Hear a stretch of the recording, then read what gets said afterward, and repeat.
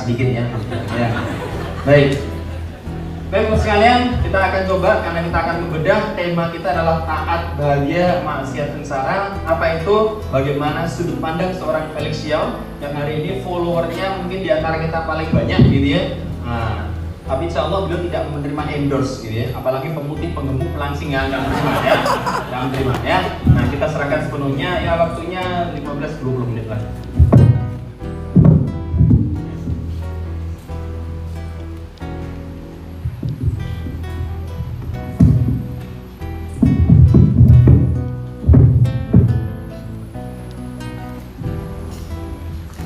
Bismillahirrahmanirrahim. Assalamualaikum warahmatullahi wabarakatuh. Alhamdulillahirabbil alamin wassalatu wassalamu ala asyrofil anbiya'i wal mursalin wa ala alihi wa sahbihi wa man da'a bi da'watihi wa iltazama bi tariqatihi wa tarasama khutah jalal aqidatan islamiyyatan asasan li fitrati wa ahkama syar'iyyatan bi kasani a'mali wa masdaran li ahkami. Asyhadu an la ilaha illallah wa asyhadu anna Muhammadan abduhu wa rasuluhu la nabiyya ba'dah. Wa qala Allah ta'ala fil kitabihil karim, a'udzu billahi minasyaitonir rajim. Bismillahirrahmanirrahim. Fahkum bainahum bima anzalallah wa la tattabi' ahwa'ahum amma ja'aka minal haqq.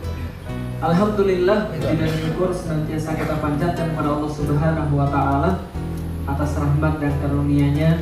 Pada hari ini kita bisa diperjumpakan oleh Allah Subhanahu wa taala.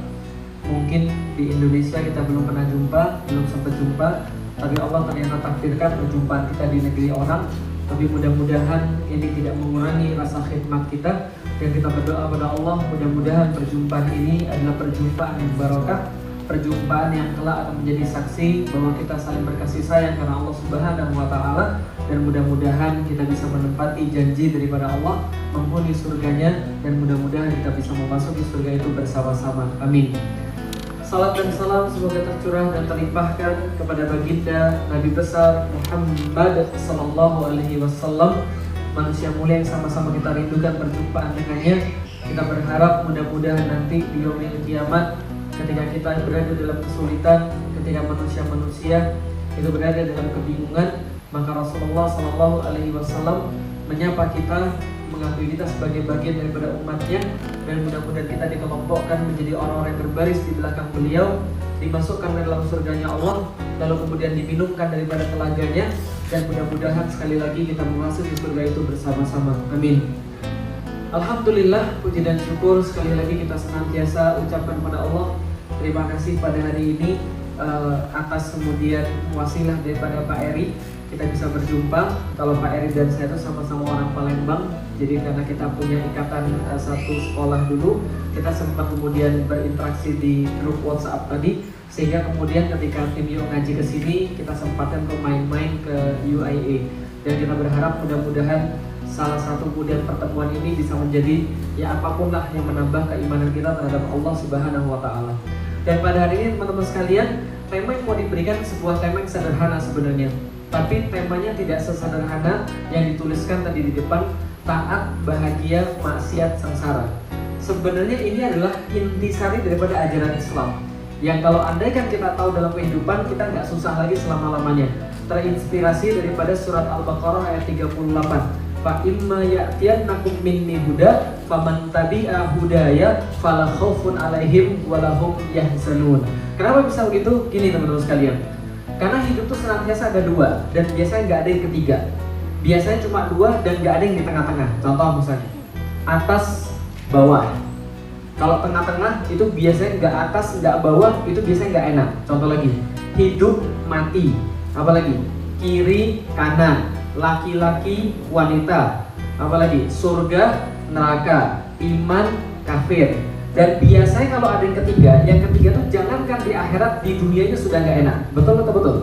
Contoh misalnya, laki-laki jelas, wanita jelas. Tengah-tengahnya apa? Bencong, banci. Itu enak nggak kira-kira?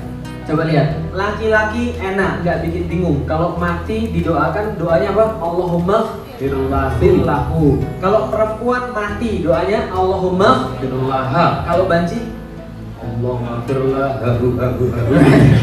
maka nggak enak. Nah, kenapa? Jangankan di akhirat, di dunia aja sudah bikin sengsara, sudah bikin susah. Maka kalau misalnya kita memilih, biasanya di antara dua, hidup enak, mati juga enak. Yang tengah-tengah, setengah mati itu nggak enak. Paham ya? Jadi kalau misalnya kita dalam hidup itu cuma ada dua pilihan. Pertanyaan saya, kalau cuma dua pilihan, mau pilih mana? Iman atau kafir? Iman. Surga atau neraka? Surga. Pahala atau siksa? Pahala atau siksa? Pahala. Bahagia atau sengsara? Bahagia. Yakin mau milih bahagia? Bahagia. Yang mau milih bahagia angkat tangan. Benar yakin?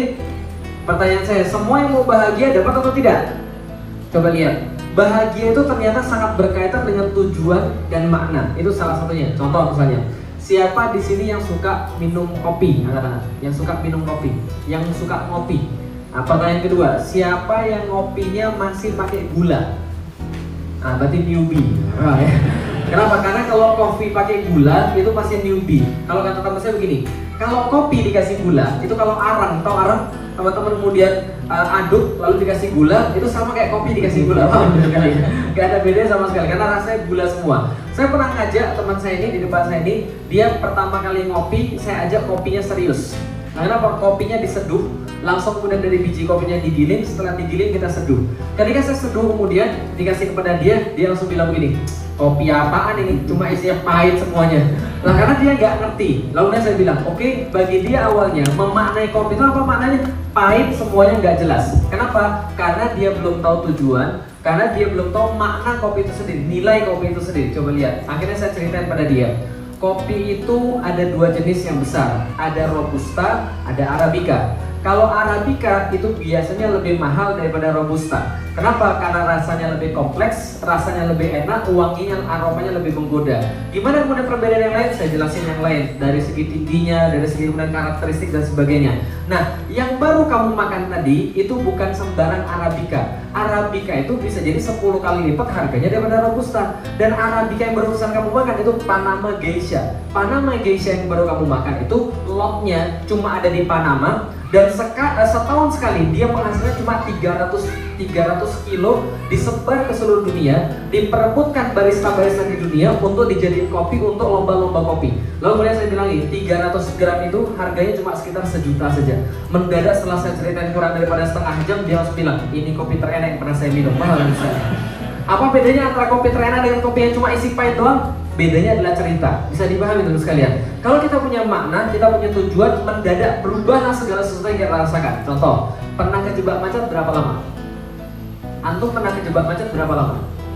Yang paling lama dalam hidup antum pernah kejebak macet berapa lama? Berapa jam?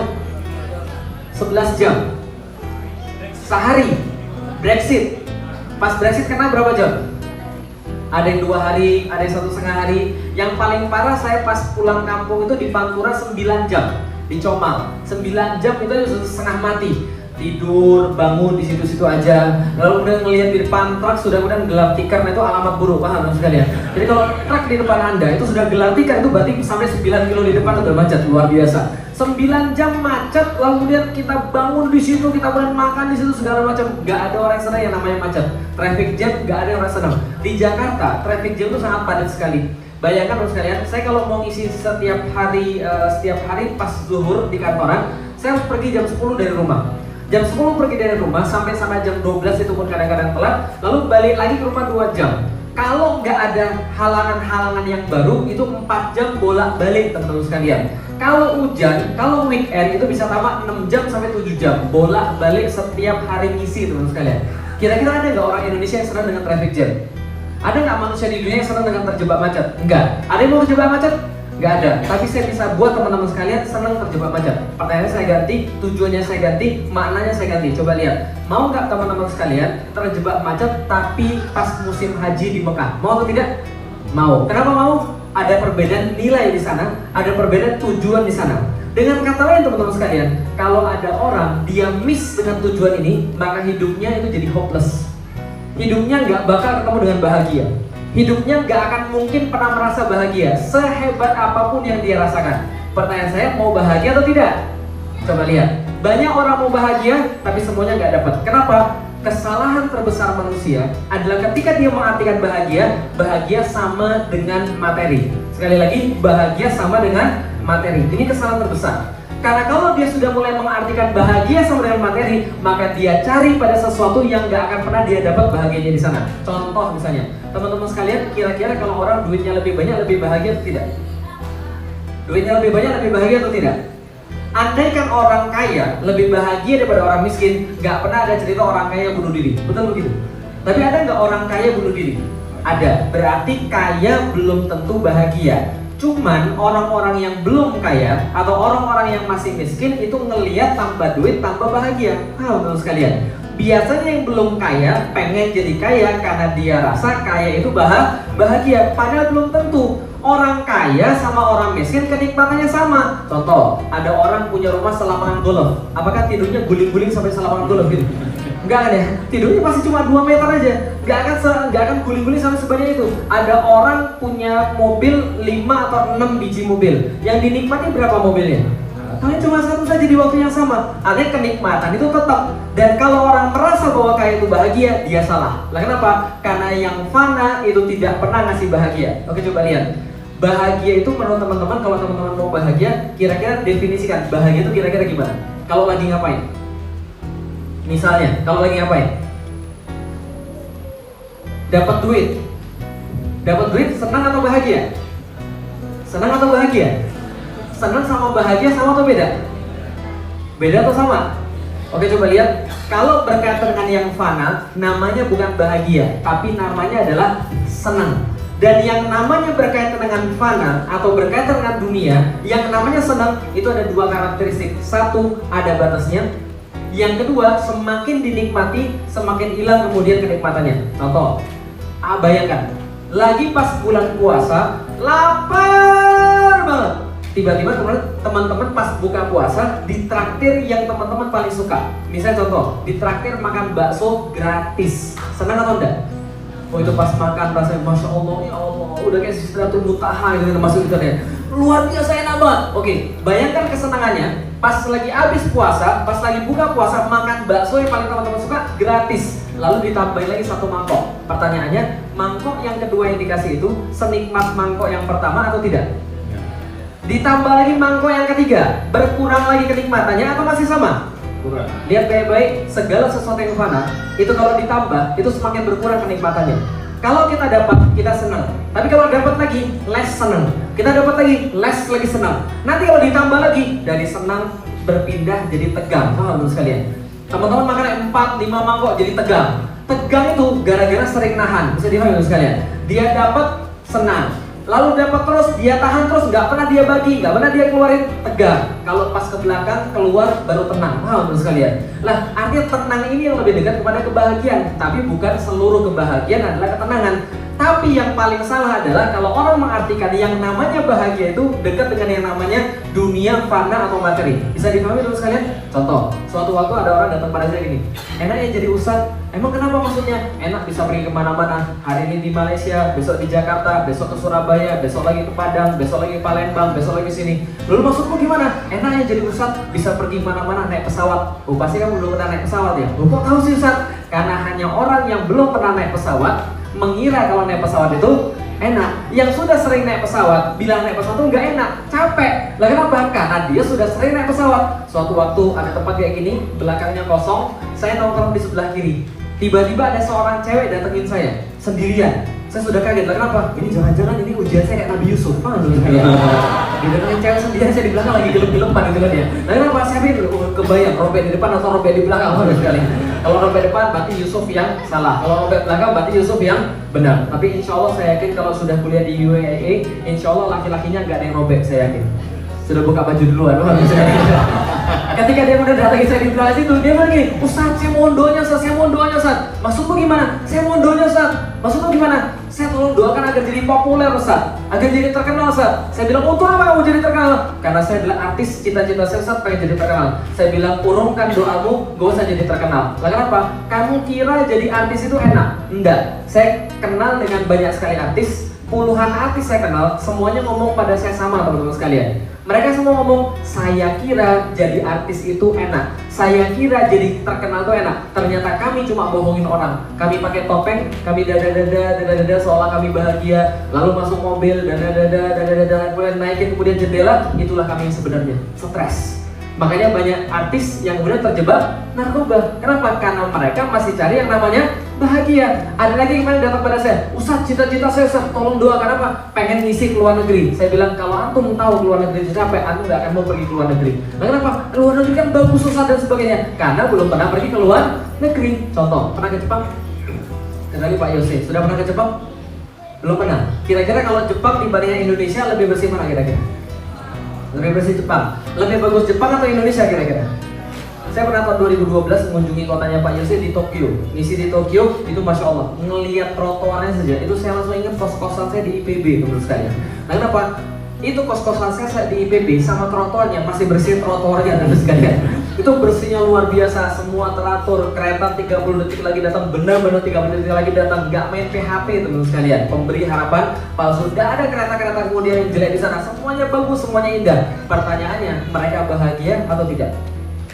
Penghasilannya banyak, kreativitasnya tinggi, bahagia atau tidak? Enggak. Berapa bunuh diri sana Pak Yose sehari? Masih ingat?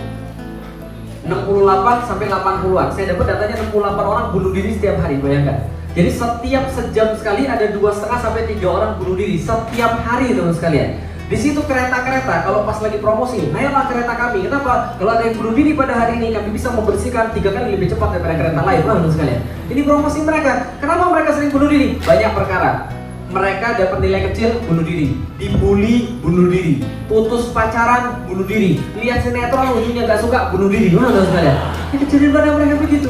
Ada mereka nggak bahagia sama sekali, teman sekalian. Walaupun ternyata kita kira mereka bahagia, maka banyak orang yang cari kebahagiaan di tempat yang salah. Padahal nggak pernah mereka akan dapat kebahagiaan di sana. Kenapa? Karena semua yang namanya fana. Ciri yang pertama pasti ada batasnya. Ciri yang kedua makin ditambah makin hilang. Kalau makin ditambah makin hilang saya sudah jelasin. Oke, sekarang saya jelasin yang pertama. Tapi agak saru, tapi nggak ada masalah. Contoh, pasti ada batasnya. Siapa yang belum nikah? Siapa yang jomblo katakan? Kelihatan wajah Anda ya, wajah penuh derita ya. Nembak 5 kali ditolak 7 kali gitu kan. Oke, teman sekalian, pertanyaan saya sederhana. Hal yang paling bisa Anda bayangkan, yang paling indah yang Anda cari setelah Anda nikah, bisa kebayang kira-kira?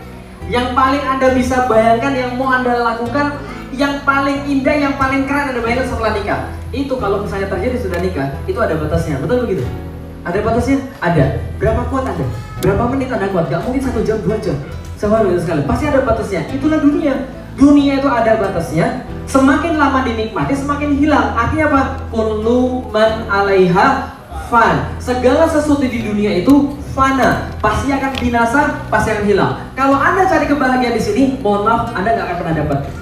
Nah, kenapa bisa begitu? Karena semua orang sudah cari di tempat yang sama dan mereka nggak akan pernah dapat. Kalau itu kebahagiaan ada di mana? Catat baik-baik, kebahagiaan ada pada taat. Nah, itu yang mau kita jabarkan pada hari ini. Kebahagiaan ada pada taat. Contoh misalnya, pas Anda pergi ke pernikahan orang, ada kemudian undangannya di situ. Ayat apa yang paling sering disitir ketika menggambarkan orang menikah?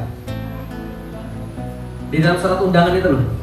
Surat Ar-Rum ayat 21. Wa min ayatihi an khalaqalakum min anfusikum azwajan litaskunu ilaiha. Litaskunu ilaiha artinya adalah sakinah. Pertanyaannya, sakinah itu apa sih? Kan ada ucapan orang, sakinah ya, sakinah ya, sakinah ya, bahagia ya, bahagia ya. Sakinah itu apa sih kira-kira? Bahagia. Pertanyaannya, sakinah itu dari mana asal katanya? Sakana. Sakana, sakinah, asal kata sakana, dan kata yang sama itu dipergunakan dalam dalam pelajaran tajwid. Pernah kata sukun, pernah tahu sukun? Apa artinya sukun? Coba lihat, kita memaknai kebahagiaan, sakinah dalam pernikahan dari kata sukun. Sukun artinya mati. Selain mati, diam. Selain diam, berhenti. Kalau mati itu agak serem. Kalau mati itu wafat, teman sekalian. Nah, ini berhenti atau diam. Contoh, kitabun. Kalau ada sukunnya di sana bahasanya jadi kitab, berhenti, diam. Jelas sampai di sini? Berarti sukun arti dalam bahasa Indonesia adalah berhenti atau diam. Oke lah, mati artinya nggak dibaca lagi setelah itu. Teman-teman sekalian, sukun artinya diam. Dalam bahasa Arab yang lain, kata-kata sakana itu digunakan untuk maskanah. Maskanah artinya rumah, kediaman. Masakin adalah kemudian rumah kediaman. Artinya adalah tempat orang berdiam di situ atau namanya rumah. Apa persamaan antara sukun sama maskanah? Rumah sama sukun tadi, apa kira-kira persamaannya? Sama, ada kata-kata diam, menetap, kediaman dan diam. Pertanyaannya, pernah nginep di hotel bintang 5? Pernah nginep di hotel bintang 5? Oh belum. Lihat hotel bintang 5 sudah? Sudah. Kira-kira kalau nginep di sana senang atau tidak? Senang. Hari pertama. Hari kedua Anda nginep di hotel bintang 5, kesenangannya sama kayak hari pertama atau tidak? Berkurang. Hari ketiga kira-kira gimana? Oke, pertanyaan saya, kalau hotel itu yang fana, setiap kemudian datang berkurang, pertanyaan saya, kalau Anda di rumah pernah merasa kayak gitu atau tidak? Pernah merasa bosan pulang ke rumah? Kalau pernah berarti ada masalah dalam rumah Anda. Menurut sekalian, nggak ada orang tidak betah di rumah. Rumah itu sebaliknya daripada hotel. Kenapa bisa beda? Nanti saya jelaskan. Kalau hotel makin lama makin gak enak, kalau hotel makin lama makin pudar kenikmatannya. Yang awalnya nikmat jadi nggak nikmat, yang awalnya istimewa jadi biasa. Tapi kalau rumah semakin lama semakin istimewa. Semakin lama antum tinggal di situ, antum semakin lama akan kemudian betah di situ. Contoh, saya kuliah di IPB, asli saya Palembang. Ketika selesai di Palembang, bapak saya minta ke IPB, dicarikan kos-kosan di sana. Tahu apa yang terjadi? Bapak saya pulang ke Palembang, saya kemudian tidur di ranjang sampai ngeliat langit-langit. Saya bilang, saya dibuang nih sama bapak saya. Sekalian. Dan kenapa? Sama sekali mana situasinya nggak enak sekali. Bogor nggak seperti sekarang. Jauh banget daripada Jakarta. Melihat langit-langit itu sudah jamuran semua. Lalu kemudian rumah itu kemudian benar-benar gelap, nggak ada ventilasi sama sekali, bau, pengap dan sebagainya. Ke WC, aduh nggak jadi gitu ya. Benar-benar nggak enak. Tapi setahun saya melewati kemudian di sana, setahun saya kos-kosan di sana. Apa yang terjadi setelah saya setahun kos-kosan di sana? Pas mau ninggalin rasanya sayang banget. Nah, kenapa? Sudah muncul sakinah. Makanya namanya kediaman itu namanya maskanah. Makanya ketika sudah ada maskanah, antum dicabut yang namanya sholat-sholat yang bisa dijamak, bisa dikosor. Kenapa? Karena antum sudah merasa tenang di situ, sakinah di situ. Bisa dipahami sekalian. Artinya sakinah adalah antum sudah diem, sudah stabil, sudah bahagia. Maka saat kita mengucapkan sakinah ya, berarti orang yang sudah nikah itu dikaruniai Allah kestabilan, kemantapan, kediaman, ajeg. Bisa dipahami sekalian. Kalau orang Jawa ajeg, dia diem. Bahasa Jawanya mapan. Bahasa Indonesianya juga mapan. Tahu mapan? Mapan dalam bahasa Jawa artinya menjadi papan. Pernah lihat papan? Papan itu kalau ditaruh apakah berdiri atau duduk? Berdiri atau diam? Kenapa namanya mapan? Karena kayak gitu aja, mapan. Maka laki-laki yang mapan itu adalah hasil kalau pernikahannya sakinah. Maka kalau perempuan-perempuan yang mau nyari jodoh, Ustadz saya mau nyari jodoh yang mapan. Gak ada jomblo mapan, harus sekalian. Jomblo itu semuanya begini, ya sekalian. Nah ini gak mapan. Ini semuanya baper, harus sekalian. Nah kenapa? Karena dia gak pernah mapan. Karena dia belum sakinah. Sakinah itu yang sudah mapan yang diberikan oleh Allah. Artinya adalah apa? Kebahagiaan adalah sesuatu yang datang daripada Allah Subhanahu Wa Taala kepada hambanya. Maka di dalam Al-Quran Allah kata Alladzi anzala sakinatan fi qulubil mu'minin. Satu-satunya yang bisa buat Anda bahagia adalah Allah Subhanahu Wa Ta'ala.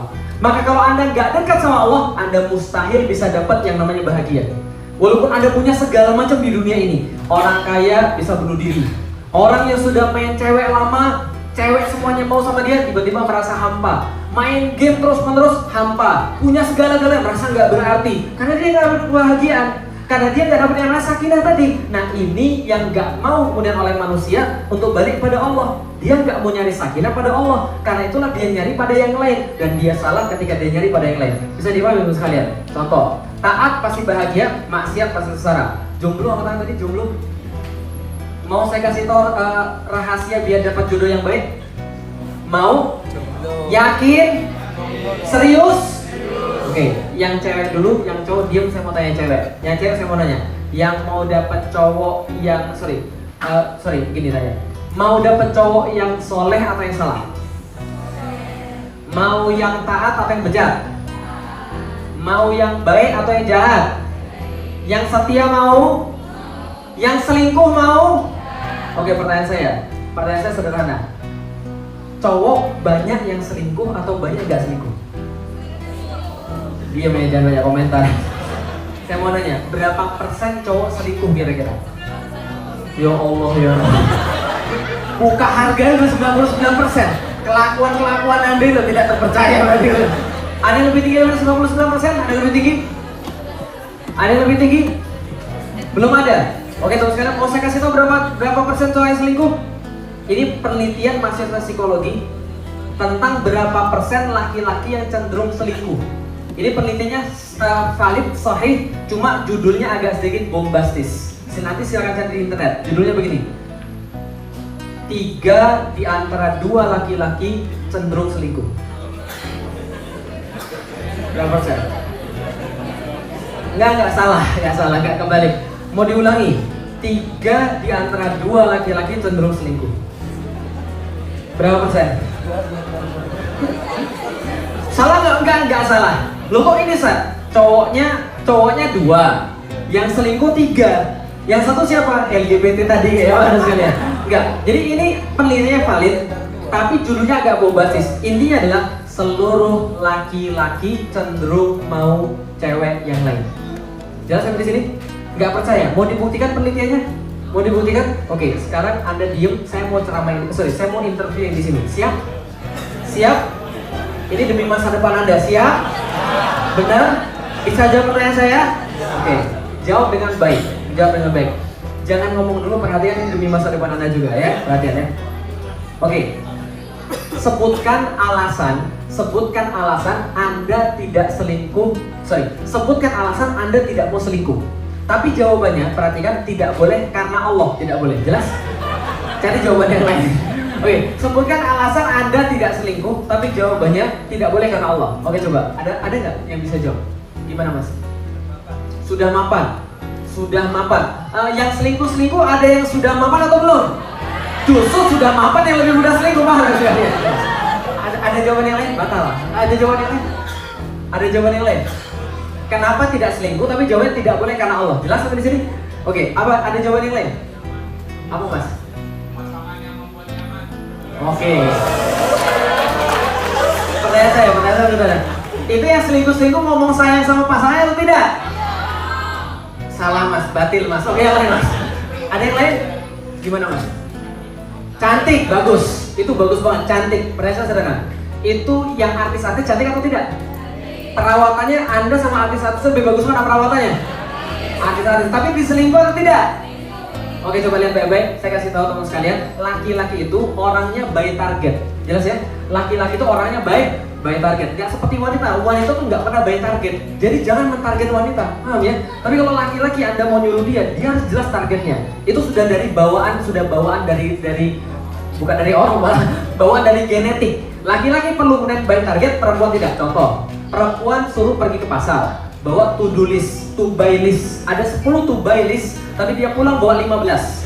Yang 15-nya nggak ada dalam to buy list tadi, sekalian.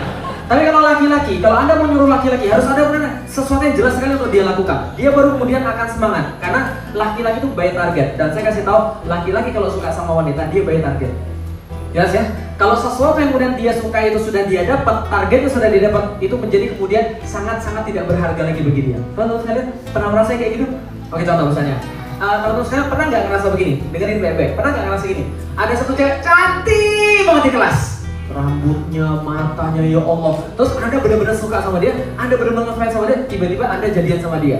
Setelah Anda jadian sama dia, 3 hari kemudian, kira-kira gimana? Mendadak teman-temannya jadi cantik semua, teman sekalian. Rumput tetangga lebih hijau, teman sekalian. Jadi di sini laki-laki itu by target. Artinya adalah kalau Anda kemudian mengandalkan kecantikan fisik, berarti nanti 3 hari kemudian setelah nikah rumput tetangga lebih hijau. Catat baik-baik kata-kata saya. Kenapa? Karena laki-laki itu memang begitu semua. Jadi cantik nggak bisa. Kalau cuma mengandalkan nggak bisa sama sekali. Kenapa? Karena laki-laki akan menemukan yang lain yang lebih cantik. Bisa dipahami teman sekalian. Oke, kalau gitu apa lagi alasannya? Nggak ada sama sekali. Satu-satunya alasan laki-laki bisa tidak selingkuh adalah karena Allah. Coba lihat sekarang. Pernah lihat orang pacaran? Ada orang hidupnya pengen bahagia, tapi lewat pacaran, kira-kira dapat bahagia atau tidak? Mustahil. Loh, kenapa mustahil? Coba lihat, pacaran sama selingkuh aktivitasnya sama atau tidak? Sama-sama pegang tangan yang bukan mahram, lalu kemudian ngerayu, I love you, I need you, I miss you, I can't live without you, dan sebagainya gitu ya. Tapi kemudian ketika dia sudah nikah, kira-kira dia bisa melakukan itu nggak sama cewek yang lain? Apa bedanya? Kan dia sudah latihan sebelum nikah, paham sekalian? Artinya kalau orang sudah pacaran itu adalah sudah latihan buat selingkuh, paham sekalian? Ustaz jangan mengeneralisir, Ustaz, gak boleh, Ustaz. Loh maksudnya gimana? Kami gak gitu saat kami pacaran. Oke, teman sekalian, Kalau gitu kamu pacaran ngapain? Saya nggak ngapa-ngapain. Kalau nggak ngapa-ngapain, ngapain pacaran? Paham nggak sekalian? Pasti ada sesuatu yang berbeda di situ. Oh enggak, Ustaz, kami cuma pegangan tangan. Kalau cuma 3 minggu pacaran, pegangan tangan, saya masih percaya. Tapi kalau sudah 3 tahun masih pegangan tangan, mubazir dong, paham nggak sekalian? Betul begitu? Nah, memang laki-laki sejati itu begitu. Gak akan mungkin cuma sampai pegangan tangan. Berarti Ustaz ngaku dong kalau laki-laki yang mesum. Sudah tahu laki-laki mesum, kenapa dipancing? Paham tuh sekalian? Kalau laki-laki nggak mesum, nggak ada anda semua, paham tuh sekalian? Laki-laki itu punya yang namanya tadi, yang namanya genetik, yang namanya benar fitrah. Ya suka sama wanita, jangan dipancing-pancing, bisa dipahami tuh sekalian. Oh enggak, pacaran saya pasangan budiman. Maksudnya pacaran budiman seperti apa? Pacaran di awal dengan hamdalah, pas malam di akhir dengan hamdalah. Gak ada yang seperti itu. Artinya adalah apa? Kalau teman-teman melakukan hal-hal kayak tadi, itu sudah pasti ketika dia sudah nikah. Bayangin dan sekalian, jangankan anda, Allah aja sudah bisa dikhianati. Bisa dikhianati sekarang, apalagi cuma manusia. Gak ada yang kemudian. Nah, maka kalau seandainya anda masih pacaran sekarang, udah putusin. Nah, sekalian. Nah, kenapa? Itu caranya. Lah kalau nggak bisa misalnya. Bagaimana mungkin ada orang yang pacaran tapi dia ngerti mencintai Allah, tapi Ustaz dia pernah bilang sama saya, ini uhibbuki fillah, modus lah. Jelas. Lalu saya modus aja, coba bayangin. Kenapa saya kata modus? Kata-kata ini uhibbuki fillah atau ini uhibbuka fillah itu adalah menaruh Allah sebelum segala-galanya. Anda bilang Anda mencintai seorang wanita karena Allah, artinya Anda sudah mencintai Allah lebih dulu, lebih banyak, lebih besar di antara yang lainnya. Baru Anda bisa mencintai manusia lebih besar, baru Anda bisa mencintai manusia sesuai dengan apa yang Allah gariskan. Bisa dipahami tuh sekalian? Taat pasti bahagia, maksiat pasti sengsara. Pacaran maksiat atau taat? Maksiat atau taat? Sengsara atau bahagia? Oke, lihat saya. Kira-kira saya pacaran atau tidak? Saya pacaran atau enggak kira-kira? Anda meremehkan saya, nggak pilih saya pacaran. Saya pacaran tapi pas belum masuk Islam. Setelah saya masuk Islam, saya bilang sama pacar saya, kita putus. Tapi tentu dengan perjuangan berat. Nah, kenapa? Masuk Islam, tahu ternyata Islam itu tidak boleh pacaran, saya berat sekali. Saya bilang, sorry kita putus. Maksudnya gimana? Saya datang pada dia, saya tanya, kamu sayang sama saya? Sayang. Saya juga sayang sama kamu, karena itu kita putus. Lu kamu putus sih? Iya, karena saya sayang sama kamu, saya nggak mau kamu dibakar api neraka. Kalau kamu sayang sama saya, kamu juga nggak mau saya dibakar api neraka. Kita putus secara baik-baik, baper atau tidak? Baper atau tidak? Kepikiran atau tidak?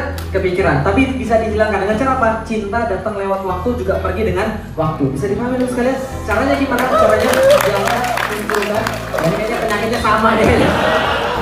Jangan munculkan caranya. Jangan munculkan yang namanya perangsang-perangsangnya. Jelas ya? Contoh, ada orang datang pada saya, Ustaz, saya sudah baca, udah putusin aja Ustaz, dan saya sudah putus, dan saya baper Ustaz, saya tidak bisa move on Ustaz, tolong hilangkan ingatannya daripada saya Ustaz, Masya Allah Ustaz. Saya bilang, kamu itu terlalu baper. Bilang, kenapa? Kamu pasti sering stalking dia Mas ya? Kok Ustaz tahu sih? Kepo Twitternya, kok Ustaz tahu? Buka Facebooknya, itu masalahnya. Kadang kamu suka nonton film Korea, bener kan? Kok Ustaz tahu sih? Itu masalahnya. Karena kalau nonton film Korea, Anda akan menimbulkan perangsang-perangsangnya tadi. Bisa dipahami teman-teman sekalian. Nah, ini kemudian dihilangkan. Baca Quran, baca hadis, 3 tahun kemudian hilang rasa itu. Kemudian saya sudah siap untuk nikah, saya bilang pada bapak saya, Pi, Felix mau nikah. Bapak saya bilang, oke, kalau gitu kamu sudah punya calon? Sudah. Saya kenalkan calon saya, lalu kemudian bapak ibu saya kemudian pergi ke rumahnya, lalu kemudian bapak saya bilang, Lik, coba tanya sama calon mertuamu, kira-kira kamu perlu duit berapa? Saya cuma mau cerita supaya teman-teman tahu taat, bahagia, maksiat, sengsara. Saya tanya sama calon mertua saya, ibu mohon maaf perlu duit berapa untuk walimahan? Karena ibu mertua saya itu orang Jawa, dan orang Jawa teman-teman sudah tahu ada orang Jawa pakewu, unggah-ungguh gitu kan ya, andam asor, lalu kemudian bilang begini, gak usah, gak apa-apa. Ini kan anak saya yang pertama, sekaligus tunggal. Biar kami saja. Orang Jawa kan gitu kan ya. Kalau silakan dimakan, gak usah, saya masih kenyang. Gak usah. Tolong nanti orang Jawa, sifat seperti ini tolong jangan dibawa pas nanti sampai di akhirat. Silakan orang Jawa masuk surga. Gak usah, saya di luar saja. Lalu kemudian saya bilang Pi, mohon maaf Pi, ini ibunya nggak mau jawab. Lalu kemudian bapak saya bilang, ya sudah kasih aja 5 juta. Saya kasih 5 juta pada calon mertua saya. Lalu kemudian saya bilang, ini dari bapak saya untuk walimahan, bantu-bantu. Setelah itu singkat cerita kita menikah. Setelah kita menikah, kira-kira menurut teman-teman sekalian ada ujian atau tidak? Catat baik-baik, kalau Anda sudah memutuskan untuk hijrah, mau taat kepada Allah, Anda akan dapat ujian. Karena kalau Anda tidak mau taat pada Allah pun, Anda tetap dapat ujian. Pilih mana? Jahat diuji atau baik diuji? Jahat mati, baik mati. Pilih mana? Jelas sampai di sini? Maka karena saya orang baik, saya diuji. Bagaimana ujiannya? Masya Allah, nikah karena Allah, gak pengen maksiat, duit tabungan saya 1,5 juta. Yang lain yang bayarin bapak saya semua. Bapak saya modelin 3,5 juta plus 5 juta tadi untuk walimahan, 3,5 juta untuk beli mas kawin. Gak punya harga diri banget kan ya. Mas kawinnya dibeliin bapak saya, tapi gak ada masalah. Yang penting saya syar'i, yang penting saya nggak mau kemudian maksiat. 3,5 juta saya beliin gelang, saya beliin cincin. Setelah kemudian menikah, masalahnya datang, ujiannya datang. Mulai daripada situ, masya Allah, sebulan nikah itu tiba-tiba duit 1,5 juta habis seolah-olah nggak bersisa. Makan itu makan sepiring berdua, tapi antara kere dengan romantis sedikit bedanya, mahal sekali ya. Setelah kemudian makan, duit sudah habis. Suatu waktu ternyata saya dapat kabar. Apa kabarnya? Alhamdulillah, saya sakti mandraguna teman sekalian. Istri saya hamil pada saat bulan-bulan pertama. Tapi ketika bulan-bulan pertama hamil, lebih bebannya lebih berat lagi. Kenapa? Lah gimana cara meriksanya? Gimana nanti kalau anaknya sudah lahir? Gimana caranya? Tapi Allah Maha membantu. Setelah kemudian setelah kemudian hamil, bulan kedua pas kehamilan dapat kemudian kabar baru lagi. Apa kabarnya? Keguguran. Bayangkan antum, muncul di kepala saya apa? Ya Allah, itu orang-orang berzina anaknya keluar. Kenapa saya mau tak semau anak saya kemudian malah diambil? Ini adalah anak yang kita harapkan. Nanti ini bisa memperbaiki hubungan bapak dan ibu saya yang waktu itu kemudian gak suka sama saya. Ini anak kenapa diambil? Istighfar, astagfirullahaladzim. Lik, untuk apa sih kamu punya anak? Untuk jadi kemudian anaknya jadi amanah, untuk jadi kemudian mendidik dia untuk taat pada Allah. Kenapa kamu marah sama Allah? Saya istighfar, kemudian saya bilang, lalu gimana ya Allah? Ini anaknya harus dikeluarkan, keguguran harus dikuret. Dan kuretnya nanyanya berapa? 3 juta teman sekalian. Sementara duit nggak ada sama sekali, tapi Allah Maha membantu. Lihat baik-baik, orang yang taat pada Allah pasti Allah carikan jalan keluar. Apa jalan keluarnya? Masya Allah, langsung saya diangkat Allah jadi pedagang emas. Alhamdulillah. Mas kawin istri saya jual, orang sekalian. Gelang itu saya beli 2,5 juta, saya jual dengan harga 2,4 juta. Alhamdulillah. Cincinnya sampai sekarang masih ada. Gak cukup jual 2,5 juta gelangnya tadi, saya jual lagi motor istri saya. Istri saya nikah sama saya bawa motor, dia beli second harganya 6 juta. Saya jual dengan harga 3 juta. Kayaknya benar-benar gak ada kehormatan pada diri saya waktu itu. Kenapa? Motor istri dijual, gelang istri dijual. Tapi teman-teman sekalian ingat baik-baik, dalam jalan taat, semua nanti jadi kisah bagus. Kapan saya baru bisa ganti motor istri saya? 7 tahun setelah nikah baru bisa ganti motor baru istri saya. Sekaligus mobil baru. Tapi bukan masalahnya, bukan dunia, bukan dunia. Setelah punya mobil baru, lalu kemudian bisa ganti motor baru, saya bilang sama istri saya, Dik, malam ini kita mau makan di mana? Sudah jadi gitu. Dia bilang, terserah Dik, kita mau makan di mana. Oke, kalau itu mau naik mobil atau mau naik mobil merah atau mau naik mobil hitam? Mobil merah punya sendiri, mobil hitam pinjaman, harus sekalian. Oh, nggak usah naik mobil Bi, kita naik motor aja, kan lebih romantis. Harus sekalian. Nah, artinya adalah apa? Coba lihat baik-baik sekalian. Ketika kemudian kita sudah dapat sesuatu itu, yang lalu yang jadi cerita jelek, bukan cerita jelek, yang lalu kita hadapi yang susah itu jadi cerita baik. Tapi kalau antum maksiat, antum nggak bakal bisa cerita sama yang lain. Jadi pahami? Yang namanya taat pasti bahagia. Walaupun awalnya nggak enak, tapi ujung-ujungnya itu akan ada kebahagiaan di situ. Yang namanya ketaatan, walaupun ada kesulitan pada awalnya, kesulitannya akan berakhir, ujungnya adalah bahagia. Dan kesulitannya akan jadi cerita bahagia, cerita nikmat. Kita bisa cerita sama anak-anak kita. Dulu bapakmu jantan, gak pakai kemudian pacaran, datang pada eyangmu lalu bilang, dan bapak ganteng diterima. Kan bisa gitu. Tapi kalau ada orang pacaran, mungkin gak dia cerita sama anak-anaknya? Tahu gak nak, dulu bapak pas pacaran tuh gini caranya. Bapak telepon ke rumahnya, kalau yang angkat bapaknya langsung kemudian bapak tutup. Ketika dia yang langsung angkat, saya tanya, bapakmu ada di rumah nggak? Bapaknya bilang, dia bilang, bapakmu nggak ada di rumah. Langsung dia jalan sana. Dan tahu apa yang bapak lakukan di sana? Bapak pegang tangannya ibu. Kemudian bapak pegang-pegang yang lain. Oh, bagus sekali ya. Kira-kira bakal diceritain atau tidak? Nggak bakal diceritain. Kenapa? Karena lagi maksiat. Taat, bahagia, maksiat, sengsara. Kalau Anda sekarang maksiat, Anda lagi ngambil jalan menuju kesengsaraan. Kalau Anda mau taat, Anda lagi ngambil jalan menuju kebahagiaan walaupun Anda sekarang belum melihat itu. Tapi Allah sudah janji taat pasti bahagia, maksiat pasti sengsara. Assalamualaikum warahmatullahi wabarakatuh.